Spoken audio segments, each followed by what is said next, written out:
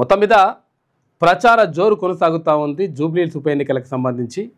అయితే ముఖ్యమంత్రి రేవంత్ రెడ్డి అక్కడ భారతీయ జనతా పార్టీకి సంబంధించిన అంటే కేంద్ర మంత్రి కిషన్ రెడ్డిని అడుగుతూ ఉన్నారు. అంటే మీరు ఈ కాళేశ్వరంకి సంబంధించినటువంటి అవినీతి కేసుని ఒకవేళ సిబిఐకి అప్పగిస్తే, కేంద్ర ప్రభుత్వ ఆధ్వర్యంలో నడుస్తున్నటువంటి సిబిఐకి అప్పగిస్తే 48 గంటల్లో వాళ్ళని తీసుకుపోయి లోపలేస్తా అని చెప్పినటువంటి కిషన్ రెడ్డి ఇప్పటి వరకు ఎందుకు మాట్లాడతలేడు? ఇప్పటి వరకు 3 నెలలు అవుతుంది, మరి ఇంకేమైంది, దానికి సంబంధించినటువంటి కథ ఏమైంది, ఎప్పుడు అరెస్ట్ చేస్తారనేటువంటి మాటను అడుగుతా ఉన్నారు ముఖ్యమంత్రి రేవంత్ రెడ్డి. మనం ముందే మాట్లాడుకున్నాం గతంలోనే. అంటే వ్యూహాత్మకంగా వ్యవహరిస్తూ ఉన్నాడు ముఖ్యమంత్రి రేవంత్ రెడ్డి.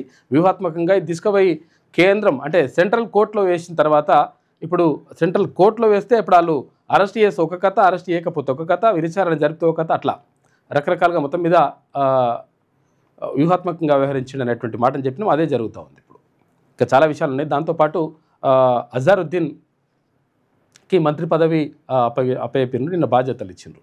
అంటే అడ్డూరు లక్ష్మణ్ కుమార్ దగ్గర ఉన్నటువంటి ఏది మైనార్టీ సంక్షేమానికి సంబంధించిన ఒక శాఖ, తర్వాత పబ్లిక్ అఫైర్స్కి సంబంధించి మళ్ళీ ఇంకొక శాఖ, 2 శాఖలని కేటాయిస్తూ ముఖ్యమంత్రి రేవంత్ రెడ్డి నిర్ణయం తీసుకుండు. అయిపోయింది. అధికారులు మీ సమస్యలు పట్టించుకోవట్లేదా? నెలల తరబడి మిమ్మల్ని ఇబ్బంది పెడుతున్నారా? మీ సమస్యకు ఎవరు స్పందించట్లేదా? సమస్య ఏదైనా ఎక్కడి నుంచైనా వెంటనే క్యూన్యూస్ కాల్ చేయండి. మీ తరఫున మేం బాధ్యత తీసుకుంటాం. కాల్ చేయాల్సిన ఫోన్ నెంబర్ 8499019921. పబ్లిక్ వాయిస్, సామాన్యుడి ప్రశ్నాస్త్రం. ప్రతి గురువారం ఉదయం 10 గంటలకు మీ క్యూన్యూస్ హెచ్డీలో నవంబర్ 6 నుంచి ప్రారంభం.